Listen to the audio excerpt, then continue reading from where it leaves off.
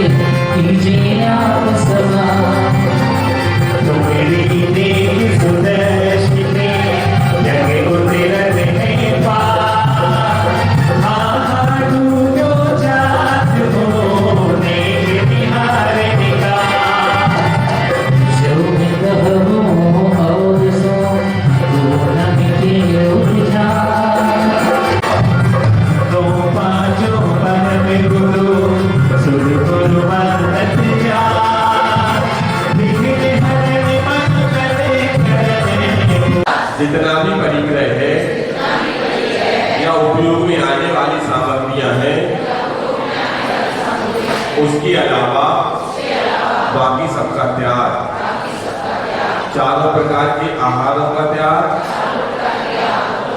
मंदिर प्रांगण से बाहर जाने का त्याग, 9 बार नमोकार मंत्र का जाप।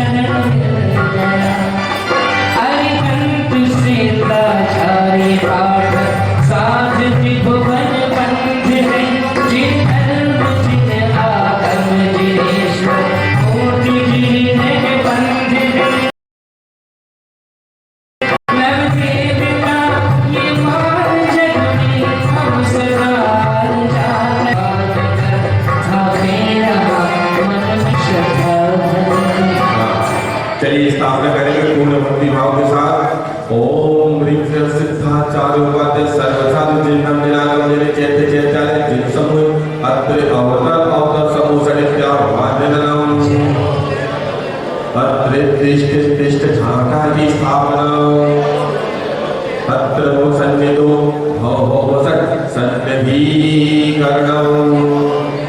पुष्पाणि जलम क्षिपामि गंगा नदी का नीर अंतर मनों के चार से हर जागर संस्कृति पाई शिव का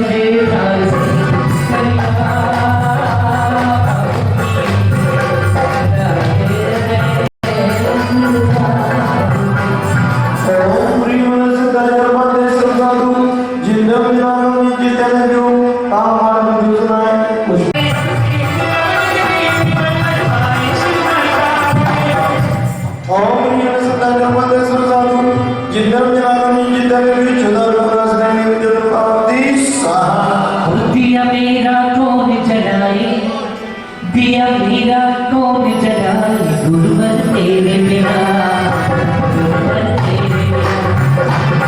दिया मेरा कौन जलाए, दिया मेरा कौन जलाए गुरुवर तेरे बिना, गुरुवर तेरे बिना। और मुझे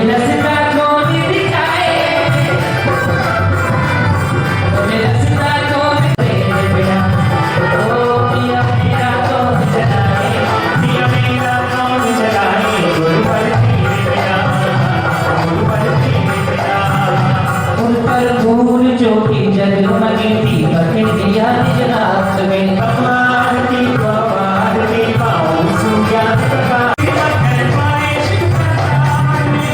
ओम यह अवसर के पद सरसाधु जिंदम जनामी की तरह की अष्टम नयन धूपों में वाल्मीकि अपूर्ण अमर कामना सैल भरम नाचरे तुम्हें लोकोश करके सुख दे नभी प्राणी सदा जो भक्ति से जागरे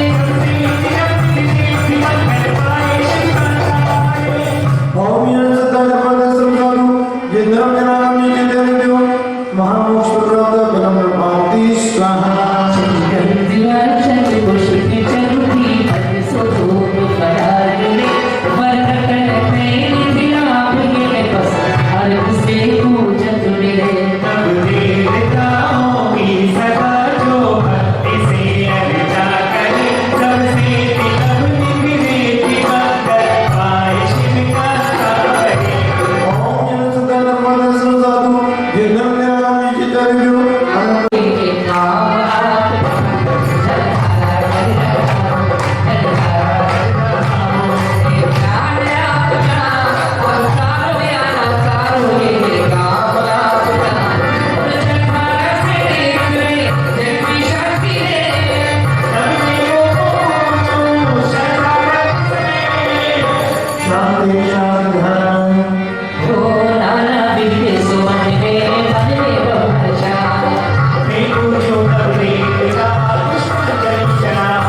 हरि पुष्पान जलम जपामि सर्वं हरिया और ऐसा लग रहा है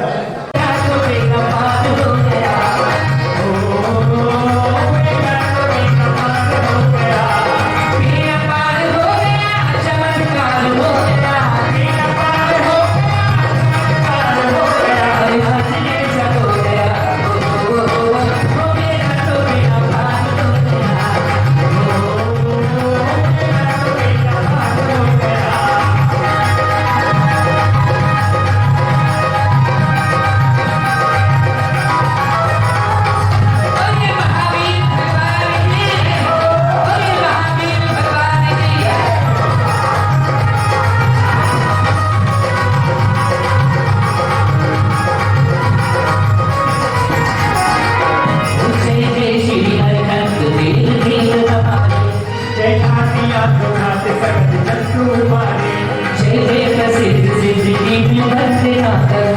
जय अष्टकंठ मुक्ति में अर्चना करो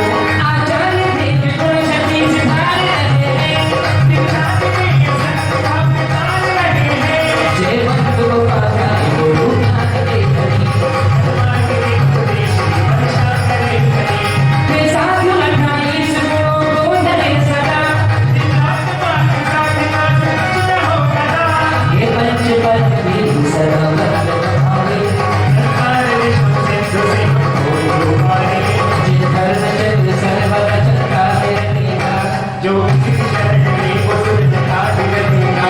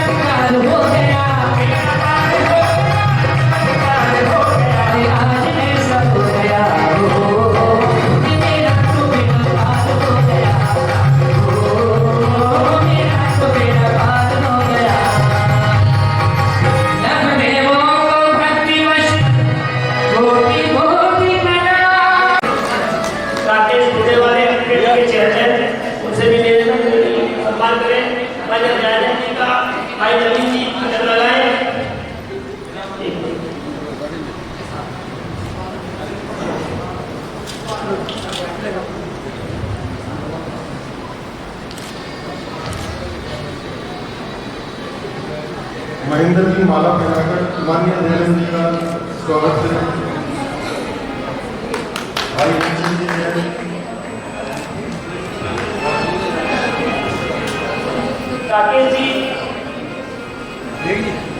जी दयानंद जी का अवसर से अभिनंदन करें और मैं बहुत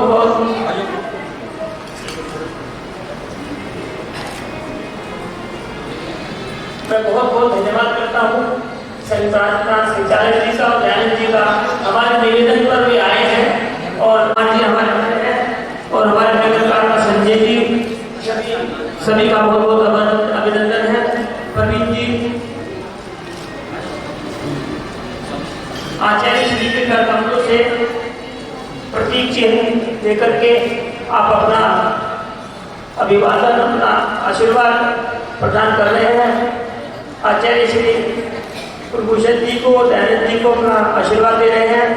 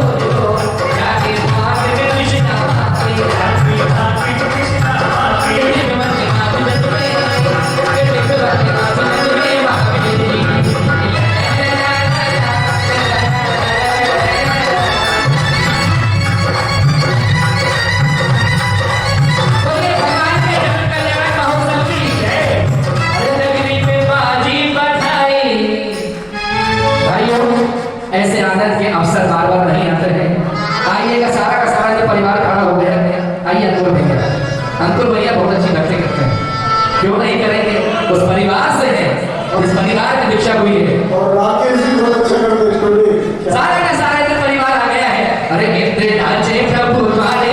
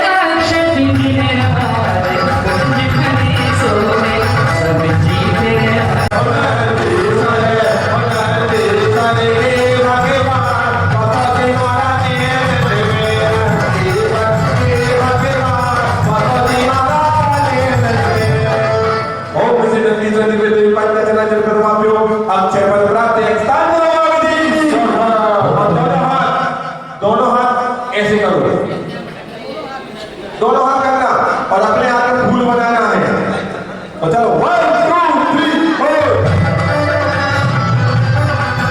बोलिए नंदीश्वर जी के भगवान की।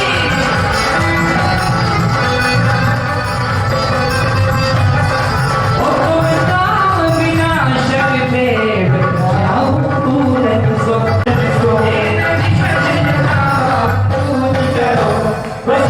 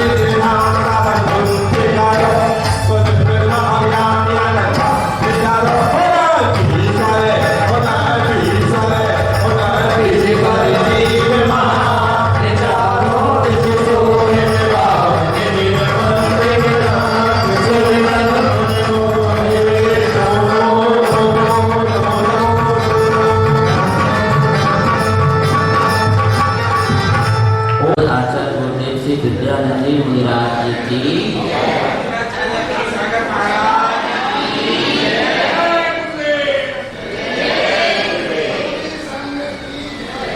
हाँ सभी जयमाला में ध्यान देंगे और किसी को वहाँ पीछे दिख नहीं रहा तो यहाँ सामने आके बैठ जाएंगे। चलिए नंदीश्वर जी चलते हैं। पहले तो ये समझ लो कि नंदीश्वर जी कहाँ पर है। हम जहाँ पर हैं ये भरत क्षेत्र है। जैसे एक थाली ले लो, ये थाली समझ लो जम्बूद्वीप हो गया। क्या हो गया? एक थाली क्या हो गई? जम्बूद्वीप हो गई। उस थाली के चारों तरफ पानी में तो वो समुद्र हो गया। क्या हो गया वो? उसका नाम लवण समुद्र है। क्या नाम है? उसके बाद फिर एक थाली बड़ी आ गई, ठीक है ना, तो वो दूसरा द्वीप है जिसका नाम धात्विक खंड है। क्या नाम है बोलो? फिर उसके बाद जल है, फिर समुद्र आ गया तो उसका नाम कालोदधी समुद्र है। क्या नाम बोलो? फिर एक द्वीप आ गया चारों तरफ से, पहाड़ आ गया, द्वीप आ गया तो उसका नाम है पुष्कर द्वीप। क्या नाम बोलो? फिर एक समुद्र आ गया चारों तरफ से तो उसका नाम है पुष्कर समुद्र। बोलो। ऐसे करते करते एक जम्बूद्वीप, दूसरा धात्विक, तीसरा पुष्कर, ऐसे क्रम से जाते जाओ तो 8वां नंबर का, कौन सा नंबर का? जो 8वां नंबर का द्वीप आएगा उस द्वीप का नाम है नंदीश्वर। क्या नाम बोलो? नंद मतलब आनंद, जहाँ आनंद के ईश्वर विराजमान है। क्या है? जो जहाँ पर दर्शन करने से सतत ही आनंद की प्राप्ति होती है, व्यक्ति आनंद का धनी हो जाता है, आनंद का स्वामी हो जाता है, ऐसा नंदीश्वर द्वीप है। 8वां नंबर का द्वीप, कौन सा नंबर का द्वीप है? 8वां नंबर का द्वीप है। तो आप अपनी पूजन की सामग्री में ये समझना कि हम 8वें नंबर के नंदीश्वर द्वीप की रचना यहाँ पर करने जा रहे हैं, ठीक है ना। देखो जयमाला में 163 कोटि जो जन्मा, लाख 84 एक दिशि में लहा, 8वां द्वीप नंदीश्वरम भास्वरम, भौन पावन प्रतिमा नमो सुखकरम। कह रहे हैं जो नंदीश्वर द्वीप है एक दिशा में उसका विस्तार कितना है? कितना है? 163 करोड़ 84 लाख योजन है। कितना है? 2 लाइन में दिया ना, कितना दिया? 163 करोड़, नीचे दिया है लाख 84 लाख योजन दिया है ना। योजन मतलब योजन, योजन एक माप है। ये जैन धर्म का वैज्ञानिक शब्द है। योजन माप है। 2 प्रकार के योजन होते हैं, एक लघु योजन और एक योजन। 4 कोस का एक लघु योजन होता है। कितने कोस का? 4 कोस। 4 कोस मतलब एक कोस जो होता है 2 मील का होता है। 1 मील 1.5 किलोमीटर का होता है। इसका मतलब 6 किलोमीटर का एक योजन हो गया। कितना हो गया? और किलोमीटर तो आप जानते हैं ना, किसको बताना पड़ेगा? ठीक जानते हैं। तो बड़ा जो योजन होता है, महा जो योजन होता है, वो 2000 कोस का होता है। कितना कोस का होता है? बोलो कितने किलोमीटर हो गया? रमेश जी फटाफट बताओ। 6000 किलोमीटर। कितना हो गया? हाँ, तो इतना 2000 कोस का महायोजन होता है। जितनी भी आकृत्रिम रचनाएं हैं वो महायोजन से, और जितनी भी कृत्रिम हैं वो लघु योजन से। इसको लगाना महायोजन से। इसका लगाना लिखा ना योजन महा, क्या लिखा है? मतलब महायोजन। ठीक है। तो एक दिशा कितना है विस्तार? बोलो 1 करोड़ 163 करोड़ 84 लाख महायोजन एक तरफ का है। ठीक है ना। और वही जो पूरा विस्तार है, उसका विस्तार कितना हो गया?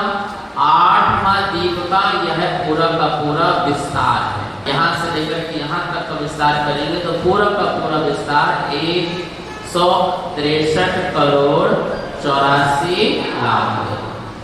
ऐसा भवन वामन, भवन मतलब भवन, भवन मतलब क्या है? जिन भवन, जिन मंदिर कितने हैं? 52। उसमें जो प्रतिमाएं हैं उनको मैं नमस्कार करता हूँ। अब पढ़ो आगे।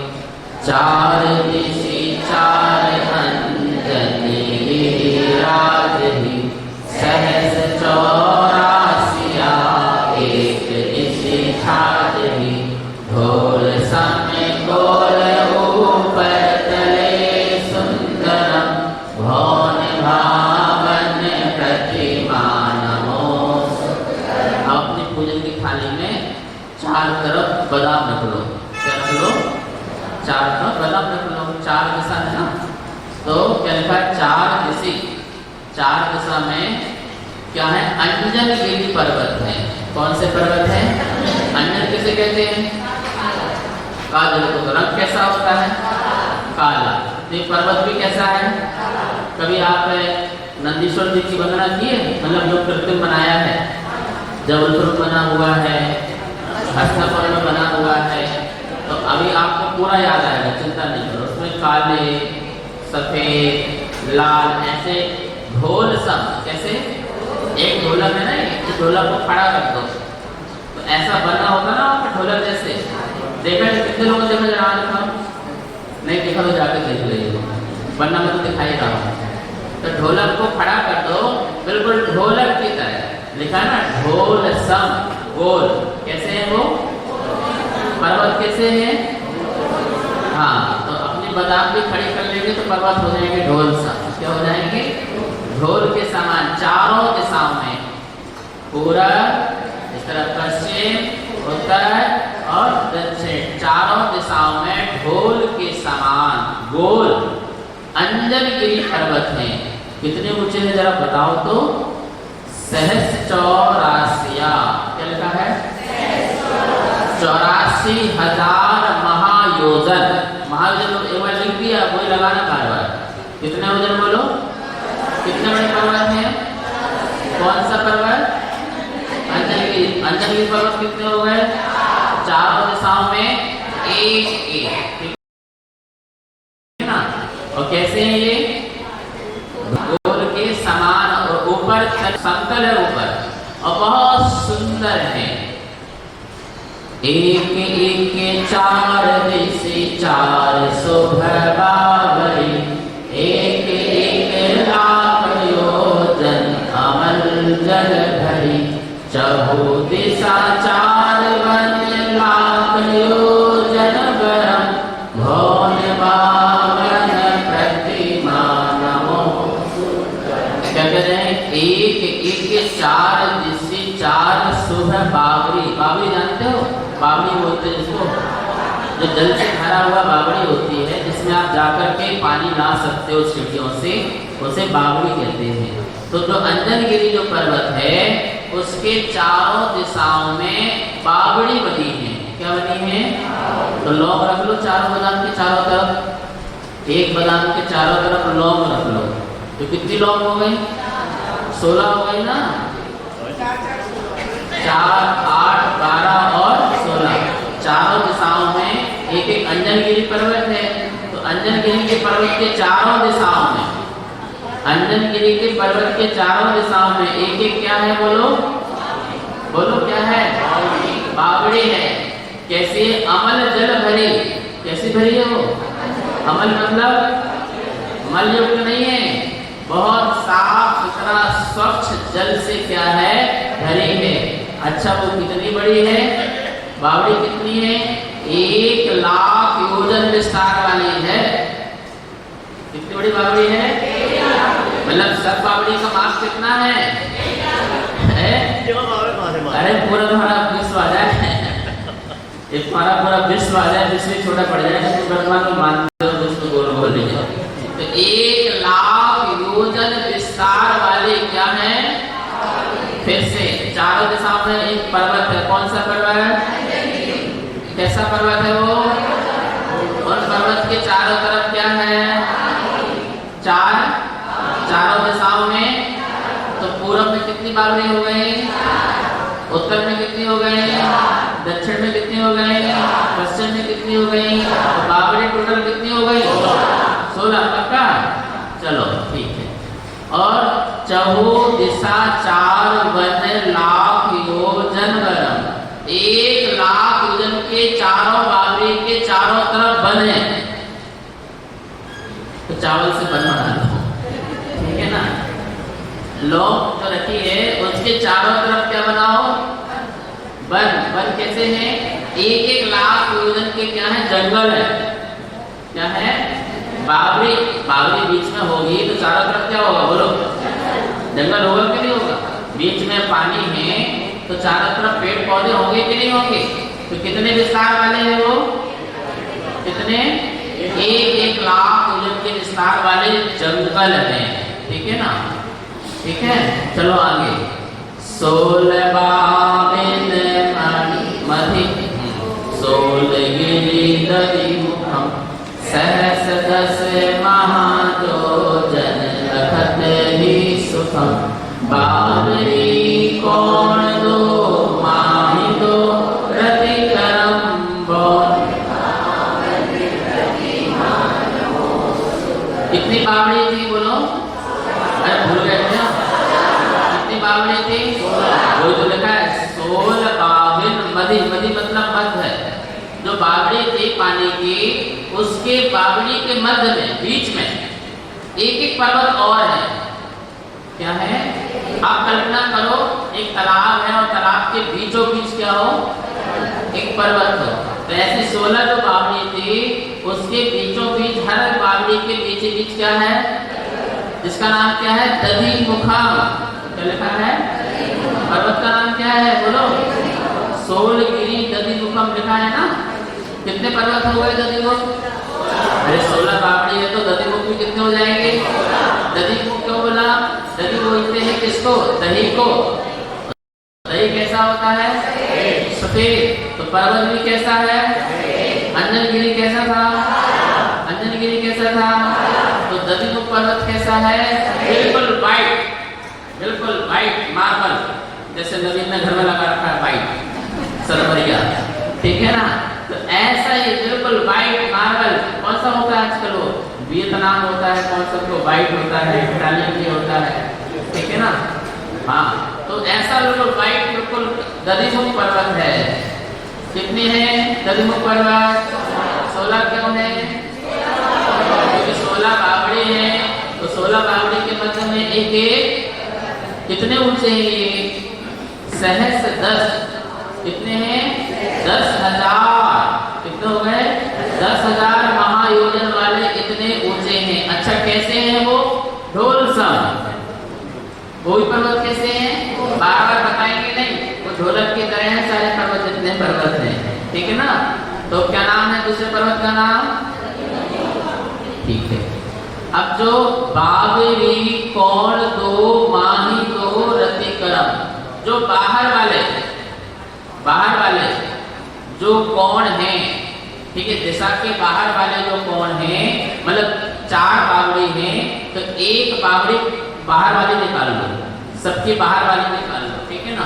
उस बावड़ी के दोनों कोनों में एक एक पर्वत और है। जैसे पूरब की बावड़ी की कोना, दक्षिण की, उत्तर की, तो वो बावड़ी वाले के कोने के दोनों तरफ, कोनों में दोनों तरफ एक एक पर्वत और है, जिसका नाम है रतिकरम। क्या पर्वत है? समझ में आ रहा नहीं आ रहा आपको?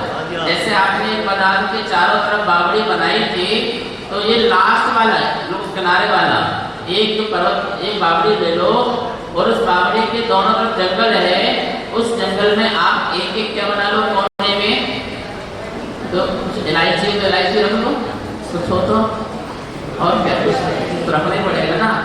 उस पर्वत का नाम क्या है बोलो? रतिकरम। क्यों है? रति किसे कहते हैं? लाल। रति किसे कहते हैं? ये पर्वत का रंग कैसा है? लाल रंग के पर्वत है। तो रतिकर पर्वत कितने हो? एक दिशा में 2 हो गए ना, 2 यहाँ, 2 यहाँ, 2 यहाँ, 2 यहाँ, तो कितने हो गए? कितने हो गए? 8 हो गए ना? कितने हो गए? हाँ, 2 ही लगाना बस। एक दिशा में लास्ट वाली जो बावड़ी है उसके 2 लगाना, इसके 2 लगाना, इसके 2 और उसके 2, कितने हो गए? तो बताएंगे अंजनगिरी पर्वत कितने हैं टोटल? दधिमुख पर्वत कितने हैं? और रतिका पर्वत कितने हैं? 8। बहुत शाबाश। शैलवती से एक सहस योजन कहे, 400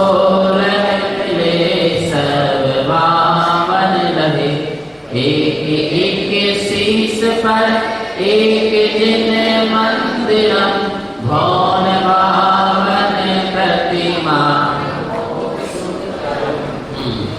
ये शैल 32 कितने हो गए? अच्छा, ये सब में 2 थे।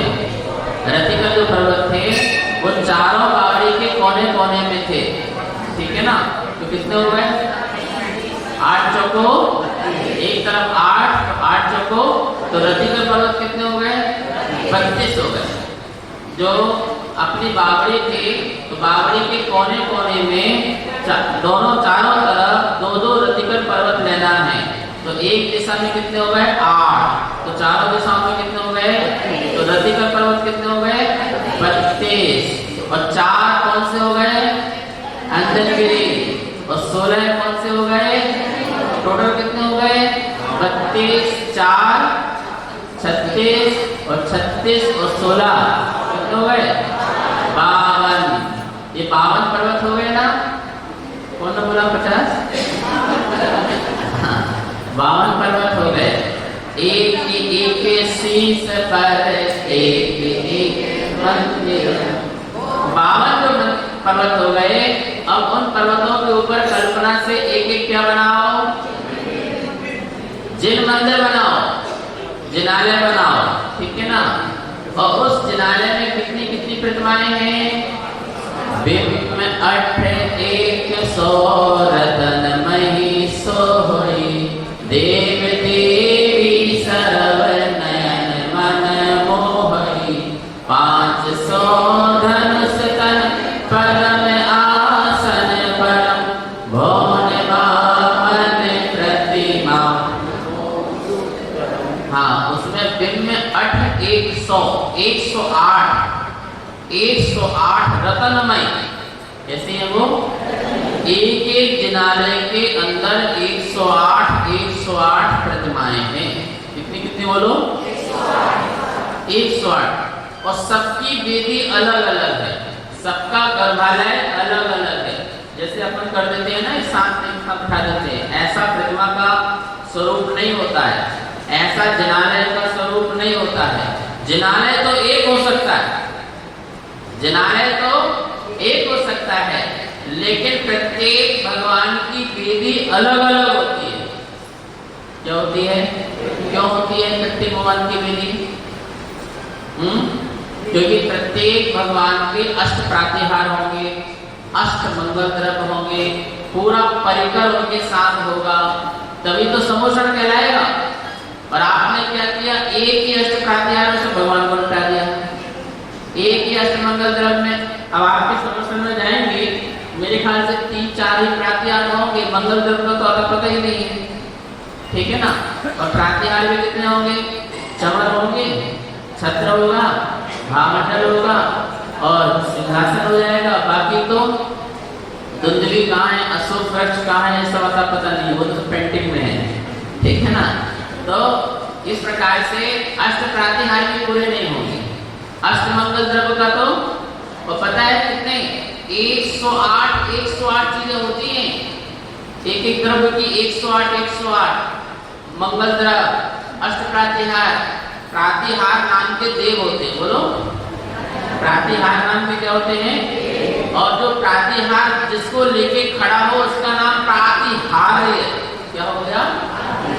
प्रातिहार नाम का देव है और जिसको लेके खड़ा है वो उसका नाम क्या हो गया? प्रातिहार हो गया, ठीक है ना।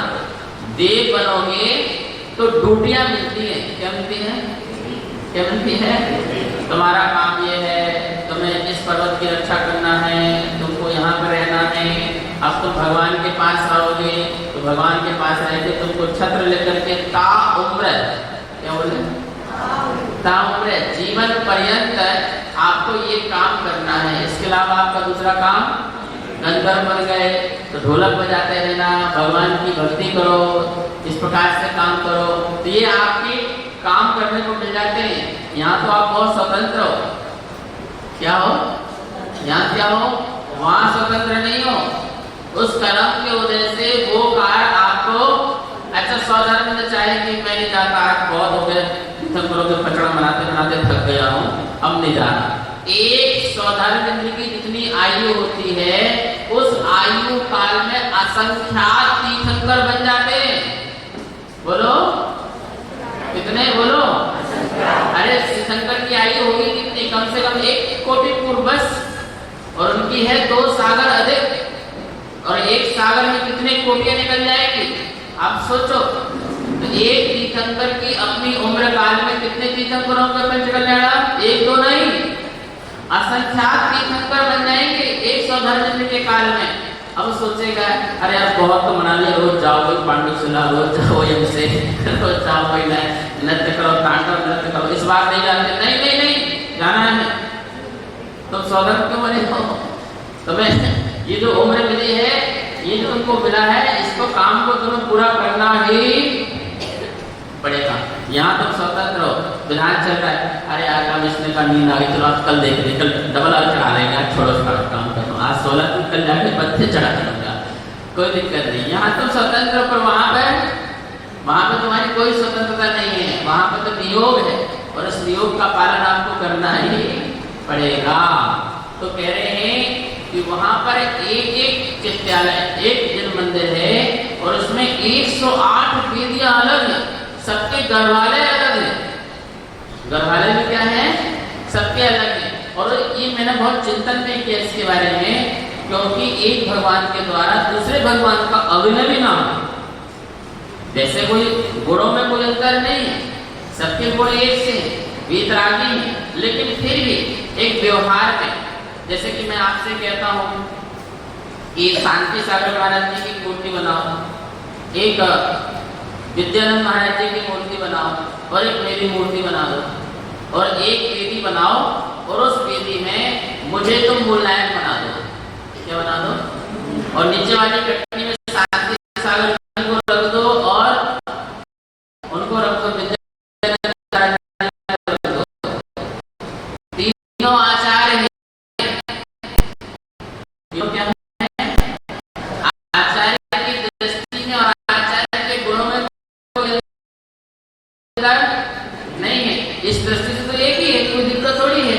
लेकिन काल भेद होने से क्या भेद हो? काल का भेद होने से अभिनय है।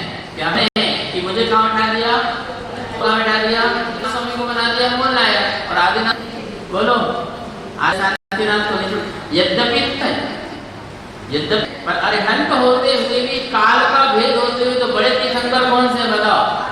24 तीर्थंकर बड़े कौन से, सबसे छोटे कौन से? यद्यपि अरिहंत है, लेकिन काल भेद होने से एक बड़े हैं और एक छोटे हैं, इसलिए एक तीर्थंकर के साथ दूसरा तीर्थंकर नहीं बैठेगा।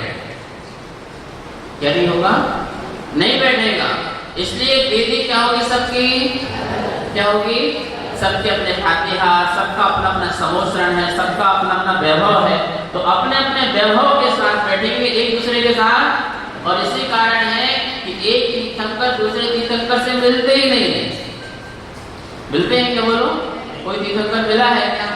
ऐसे ही व्यवस्था होना चाहिए, वही वेदी कहलाती है। अब एक जनालय में कितनी भी वेदियां बना लो, लेकिन एक वेदी में क्या होना चाहिए? एक भगवान होना चाहिए। यही बात यहाँ लिखी हुई है। कितने हैं? एक दिन मंदिर में कितने भगवान? 108। कैसे हैं? रतनमयी, देव देवी सरव, सभी देवी देवी के नयन मन मोही क्या करते हैं? उनके नयन को मोहित करने वाली प्रतिमा है। कितनी बड़ी है? कितनी बड़ी है? अरे पढ़ो पुस्तक में। 500 धनुष तन पदम आसन। कितनी बड़ी बड़ी है? हाँ, 4 हाथ का एक धनुष होता है। कितने हाथ का? 4 हाथ का धनुष होता है। लगा लो कितनी बड़ी है? 500 धनुष की है। और कैसी है? खड़गासन की नहीं है। सोचो पद्मासन प्रतिमा होगी, ये देखो कितनी बड़ी विशाल प्रतिमा लगती है। तो जब 500 धनुष की पद्मासन प्रतिमा होगी, वो भी रतन में, तो कैसा होगा? आंखें फटी फटी रह जाएंगी, अपलक दृष्टि से निहारते रह जाओगे, वहां से जाने का मन भी। इसलिए तो उसका नाम है नंदीश्वर, जहां पर सदा नंद ही नंद, आनंद ही आनंद की क्या होती है? प्राप्ति होती है। लाल नख मुख नयन श्याम अरु श्वेत है, श्याम रंग भौम से केस छवि वेत है, बचन बोलत मनोह सत्काल से हरोम। बोलो हाँ, नख और मुख कैसे हैं? देखो जैसे अपने मनुष्य का स्वरूप है ना, बिल्कुल वैसे ही है। जैसे कि नख कैसे होते हैं? लाल होते हैं ना, नख भी कैसे होते हैं? बिल्कुल लाल है। और कैसे होते हैं? लाल होते हैं। तो मुख भी कैसा है? उनका लाल है। नयन कैसे होते हैं? आंख कैसे होती है? श्याम अरु श्वेत है। आंख में क्या होता है? श्वेत भी होता है और बीच में क्या होता है? तो आंख भी कैसी बनी हुई है? किसी ने बनाई नहीं, आकृति में ध्यान रखना। कैसे? वो अनादि से आकृति बनी हुई है और वैसा ही उसका स्वरूप है। हमारे जो मित्र पक्ष लोग हैं जैन धर्म में, तो उनके यहाँ भी मंदिर होते हैं, वो प्रतिमाओं को सजाते हैं। तो वो आँख को वैसे बनाते हैं, होंठ को वैसे बनाते हैं, नयन को वैसे बनाते हैं। तो वो कहते हैं हम अकृत्रिम प्रतिमा बनाते हैं। कौन सी बनाते हैं? अकृत्रिम प्रतिमाओं की जैसे होती है वैसे ही हम उनका स्वरूप बना देते हैं। पर वो तो अकृत्रिम है, ये आप कृत्रिम करके बना रहे हो। कैसे बना रहे हो? वहाँ तो नेचुरल है, मतलब रत्न ही ऐसा है कि जहाँ आँख आई है तो वहाँ पर वैसे ही रत्न निकला हुआ है। जैसे कि नेचुरल आप देखो, जैसे गाय किसी ने देखा तो किसी गाय में नेचुरल यहाँ तिलक बना दिखेगा, कहीं इसका पट्टा बना दिखेगा। देखा उसके ना आँख में भी क्या होते हैं, उसके चारों पैरों में भी क्या बना होता है। किसी गाय में देखना आपको, ये जो महिलाएं होती हैं जिसको श्रृंगार का शौक होता है वो बन जाती है गाय माए, तो वो पट्टा सब नेचुरल लग के आ जाता है, उनको लगाना नहीं पड़ता है तिलक मिलक पूरा। ऐसे कुत्तों को भी देखो, कभी आप कुत्तों को भी देखना, उनके भी श्रृंगार नेचुरल मिलेगा। मैं ये नहीं बता रहा हूँ कि पुरुष लोग बनेंगे, ये नहीं बता रहा हूँ। तो वो नेचुरल श्रृंगार उनको लगे मिलता है। किसने लगाया क्या उनको? नहीं लगाया। जन्म से जैसे वहाँ वो चीज बनी हुई है, ऐसे ही वो नेचुरल रत्न है। जहाँ आंख है वो आंख वैसी बनी हुई है, जहाँ मुख है वो मुख ही वैसा बना हुआ है, जहाँ नख है वो नख भी वैसे बना हुआ, किसी ने बनाया नहीं है।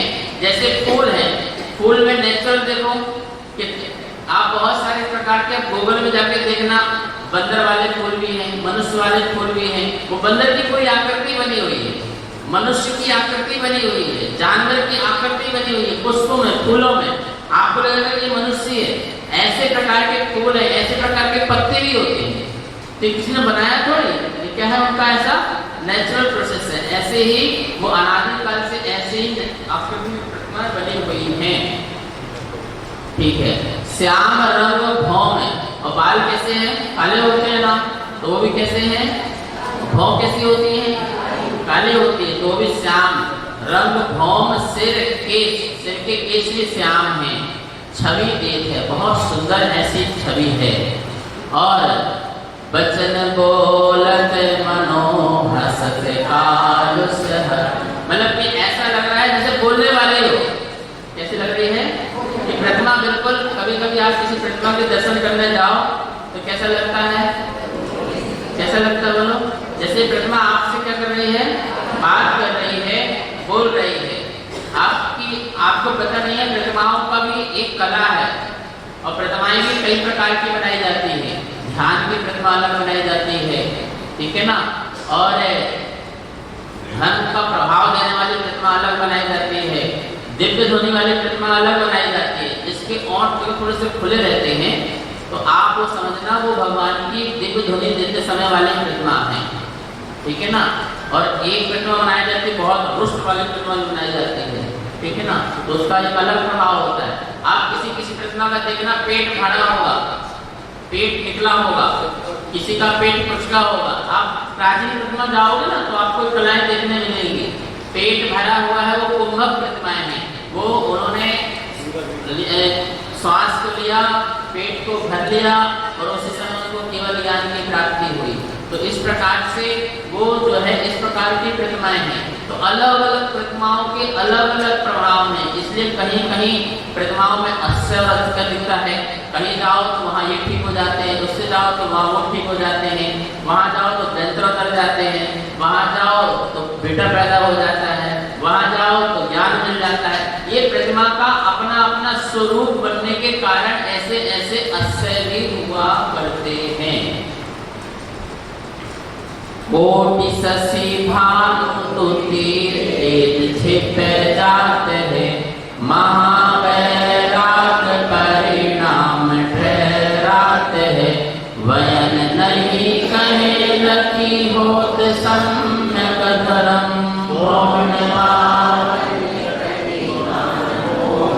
कोटि करोड़ों, शशि शशि मतलब चंद्रमा, भानु मतलब सूर्य, करोड़ों सूर्य और करोड़ों चंद्रमा की द्युति तेज, शशि की द्युति और भानु की तेज मतलब कांति और तेज प्रभा छिप जाता है। इतनी सुंदर प्रतिमाएं हैं कि उनके सामने करोड़ों सूर्यों के चंद्रमा के द्युति प्रकाश कांति भी क्या हो जाती है? फीकी पड़ जाती है। और जिन प्रतिमाओं के दर्शन करने से महावैराग परिणाम ठहराते, और उन प्रतिमा के दर्शन करने मात्र से क्या होता है? वैराग्य हो जाता है। और वयन नहीं कहे, वचनों से उनके बारे में कह नहीं सकते हैं। लकी होते सम्यक धर्म, और मिथ्या दृष्टि देवी देवता भी चले जाते हैं साथ साथ में, तो उन प्रतिमाओं को देखने मात्र से उनको सम्यक दर्शन की प्राप्ति हो जाती है। इतनी अद्भुत सुंदर प्रतिमाएं होती हैं। इस प्रकार से 52 प्रकार के आकृतिम चित्रों की वंदना करते हुए हम सब लोग अर्घ समर्पित करेंगे। नंदीश्वर जिन धाम प्रतिमा महिमा को कहें, ध्यान नाम यही प्रगति सुख करे। ओम प्रेम से नंदीश्वर दीपे पूर्व दक्षिण पश्चिम उत्तर दिशु द्वीप 50 जिनालय अस्तक जिन प्रतिमाभ्याम जयमाला पूर्ण अर्घम निर्वपामि की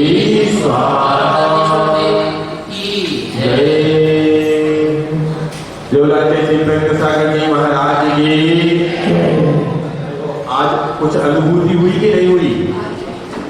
आज तक सिर्फ पढ़ लिया, समझा नहीं।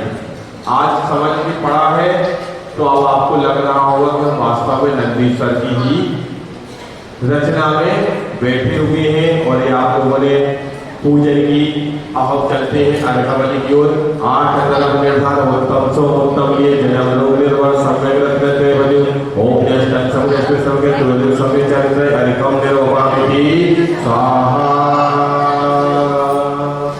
पूर्णमति निर्मल भावना मधुर बेन में नष्ट सोया जग निर्धार दत्तनाथे पंडित महा विषय कषाय हरे संशय हरण सुहित करण यथा योग सुंदर मनोचित राम मनोका दीन मोह सुन संजन जोन सरोका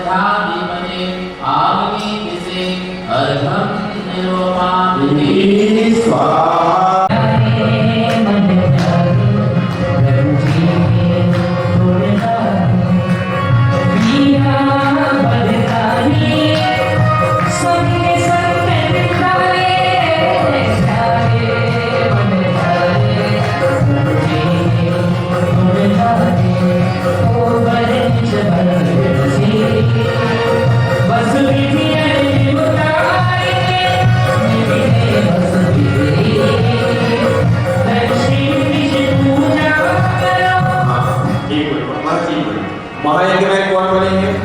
महायज्ञ में कौन है? ओम ह्रीं अनाहत प्रगमाय सिद्धाधिपते नमः वायव्यदिशि अर्घं निरूपयामि।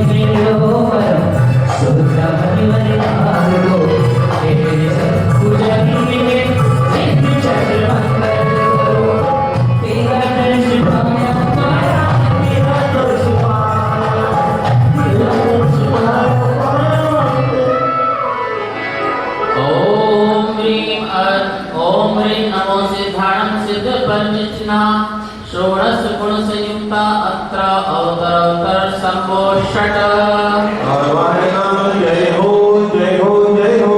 ओम ह्रीं नमो सिद्धाणं सिद्धपरिनिष्ठिनः षोडश गुण संयुक्ता अत्र तिष्ठ तिष्ठ ठा ठा। जय हो जय हो जय हो। ओम ह्रीं नमो सिद्धाणं सिद्धपरिनिष्ठिनः षोडश गुण संयुक्ता अत्र मम सन्निहिता भवत भवत वषट। सन्निधिकरणं जय जय हो। सूक्ष्माधिके कर्मरहितनिरो सिद्धि चतुसोतापो मिथे उपरधियो। हाँ दूसरी बनाएंगे।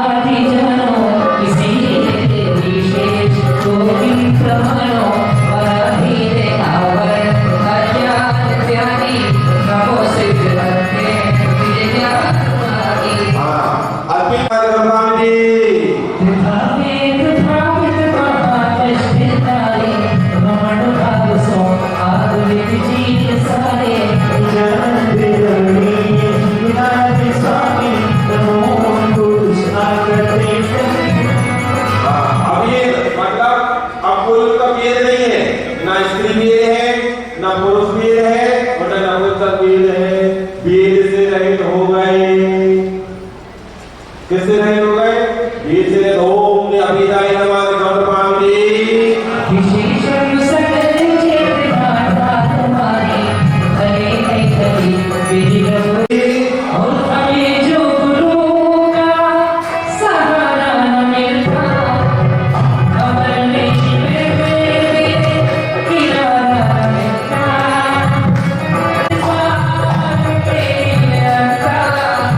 मगर बोलने का फर्ज नहीं रहता कहा लो वो बात जाने भलो आपको आप भी आप हमें और दिए उधार कैसे होगा हमारा अगर गुरु न होंगे अगर गुरु न होंगे और तुम्हें क्या बताऊं कि तुम मेरे क्या हो मेरी जिंदगी का तुम ही आसरा हो और तुम्हें क्या बताऊं कि तुम मेरे क्या हो मेरी जिंदगी का तुम ही आसरा हो मैं आशा की लड़कियां कहीं जाप वाला करेंगे गाय नमो